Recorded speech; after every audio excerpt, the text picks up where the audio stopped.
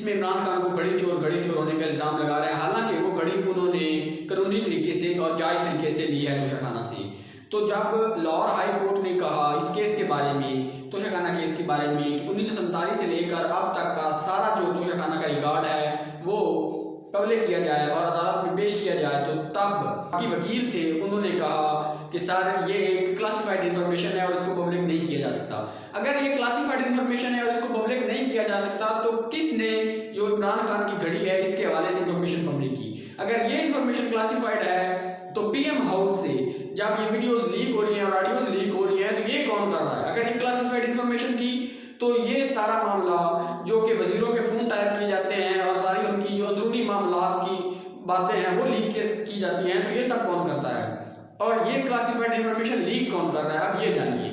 یہ ساری classified information جو ہے وہ لیک کر رہے ہیں D G I S I general Nadeem Anjum Sahib. یہ کہا ہے جو احمد نورانی صاحب ہیں جنہوں نے فیکٹس فائنڈنگ کی ویب سائٹ پر اپنی ایک رپورٹ شائع کی، جس میں انہوں نے کہا تھا جنرل باجوہ ہیں انہوں نے 12 ارب روپے کی کرپشن کی ہے۔ یہ انہوں نے سب سے پہلے اس پر رپورٹ شائع کی تھی، اور وہی احمد نورانی ہے جو آج کہہ رہے ہیں کہ یہ سب جو کر رہا ہے اس کے پیچھے جنرل ندیم انجم ہے۔ اس پر بات کرتے ہیں کہ یہ جو پرویز الہی ہے کیا یہ عمران خان کے ساتھ رہیں گے یا انہیں دھوکہ دے جائیں گے؟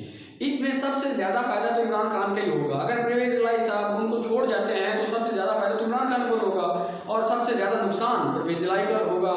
اور کیونکہ جو پرویز الہی ہیں ان کی باتوں سے یہ لگ رہا ہے کہ وہ چھوڑ جائیں گے یا ان کو وہ اسٹیبلشمنٹ کی جماعت ہے، کیونکہ ان کا خود کا کوئی بیانیہ نہیں ہے۔ جب بھی وہ بات کرتے ہیں تو وہ ہمیشہ اسٹیبلشمنٹ کی بات کرتے ہیں، ان کا خود کا کوئی بیانیہ نہیں ہے۔ چند دن پہلے مونس الہی نے کہا تھا کہ ہمیں جنرل باجوہ نے کہا تھا کہ آپ عمران خان کے ساتھ رہیں، اور اب جب عمران خان کے ساتھ وہ بیٹھے تھے اور عمران خان نے جنرل باجوہ کے خلاف باتیں کی تو تب وہ بعد میں ایک رپورٹر جو اے آر وائی کا شو ہے اس میں کہہ دیا انہوں نے کہ عمران خان کو ایسا نہیں کرنا چاہیے تھا، انہیں میرے سامنے جنرل باجوہ کی بےزتی نہیں کرنی چاہیے تھی۔ تو اس سے صاف ظاہر ہوتا ہے کہ جو کاف لیگ ہے یہ اسٹیبلشمنٹ کی جماعت ہے، اور جیسا اسٹیبلشمنٹ چاہے گی یہ ویسا ہی کریں گے۔ اگر اسٹیبلشمنٹ چاہے گی کہ عمران خان کے ساتھ رہو تو یہ کہہ دیں گے کہ مونس الہی جو ہے وہ عمران خان کے ساتھ جڑا ہوا ہے اور عمران خان کے ساتھ کھڑے ہیں، اور اگر اسٹیبلشمنٹ چاہے گی تو یہ انہیں چھوڑ دیں گے۔ اب طریقے عدم اعتماد تب ہی کامیاب ہوگی اگر اسٹیبلشمنٹ جو ہے وہ پی ڈی ایم کا ساتھ دے گی، اور یہ آنے والے چند روز میں پتہ چل جائے گا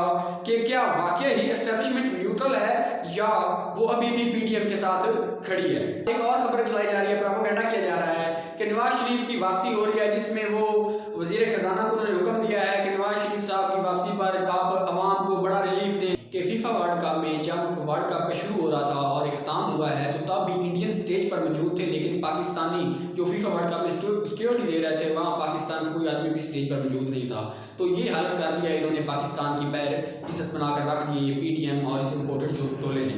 ایک اور خبر ہے کہ 70 سالوں سے پاکستان اپنے ہوم گراؤنڈ پر کسی سے اس طرح ٹیسٹ سیریز نہیں آ رہا جس طرح انگلینڈ نے پاکستان کو ہوم گراؤنڈ کے اوپر واش کر دیا ہے۔